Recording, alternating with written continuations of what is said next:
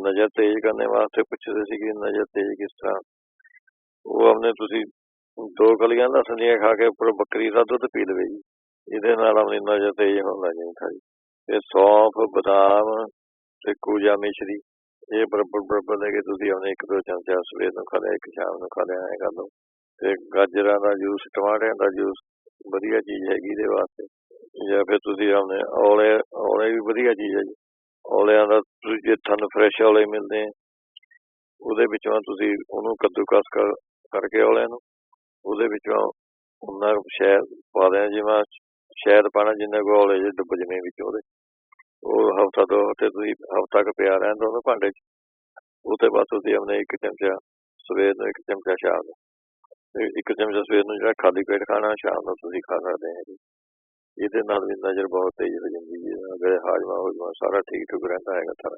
ਜਾਂ ਫਿਰ ਉਹਨੇ ਚਿੱਟੇ ਪਿਆਜ਼ ਦਾ ਰਸ ਥੋੜਾ 1 ਚਮਚਾ ਨਿੰਬੂ ਦਾ ਰਸ, 1 ਚਮਚਾ ਅਦਰਕ ਦਾ ਰਸ, 1 ਚਮਚਾ ਸ਼ਹਿਦ, ਇਹ ਰਸਾਂ ਨੂੰ ਸਾਰਿਆਂ ਭੁੰਨ ਲੈਣਾ ਕੱਪੜੇ ਨਾਲ ਕੱਢ ਕੇ, ਕੱਪੜ ਛਾਨ ਕਰਕੇ ਇਹ ਸਾਰਾ 1 ਸ਼ੀਸ਼ੀ ਮਾ ਪਾ ਲਓ, 2-2 ਬੂੰਦਾਂ ਇਹਦੀਆਂ ਪਾ ਦੇ ਕਰੋ।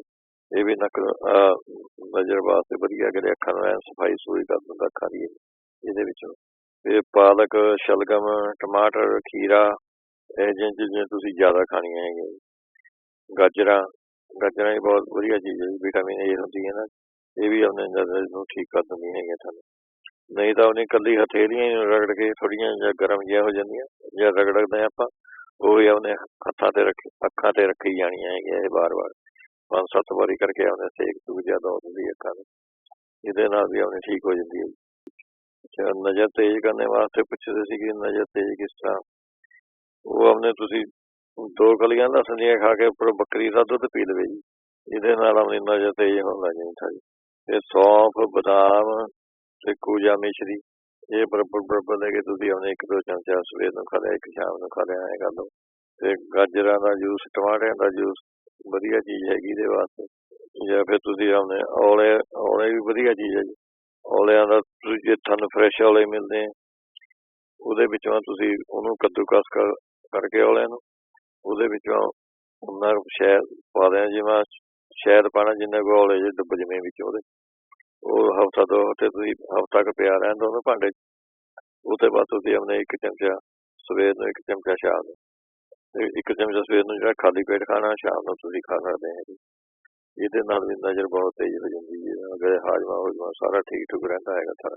ਜਾਂ ਫਿਰ ਉਹਨੇ ਚਿੱਟੇ ਪਿਆਜ਼ ਦਾ ਰਸ ਥੋੜਾ 1 ਚਮਚਾ ਨਿੰਬੂ ਦਾ ਰਸ, 1 ਚਮਚਾ ਅਦਰਕ ਦਾ ਰਸ, 1 ਚਮਚਾ ਸ਼ਹਿਦ, ਇਹ ਰਸਾਂ ਨੂੰ ਸਾਰਿਆਂ ਭੁੰਨ ਲੈਣਾ ਕੱਪੜੇ ਨਾਲ ਕੱਢ ਕੇ, ਕੱਪੜ ਛਾਨ ਕਰਕੇ ਇਹ ਸਾਰਾ 1 ਸ਼ੀਸ਼ੀ ਮਾ ਪਾ ਲਓ, 2-2 ਬੂੰਦਾਂ ਇਹਦੀਆਂ ਪਾ ਦੇ ਕਰੋ।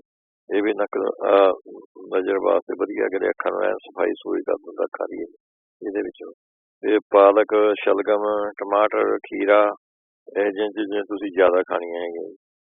ਗਾਜਰਾਂ ਵੀ ਬਹੁਤ ਵਧੀਆ ਚੀਜ਼ ਹੈ ਜੀ, ਵਿਟਾਮਿਨ ਏ ਹੁੰਦੀ ਹੈ ਨਾ, ਇਹ ਵੀ ਆਪਣੇ ਨਜ਼ਰ ਨੂੰ ਠੀਕ ਕਰ ਦਿੰਦੀਆਂ ਹੈਗੀਆਂ ਤੁਹਾਨੂੰ।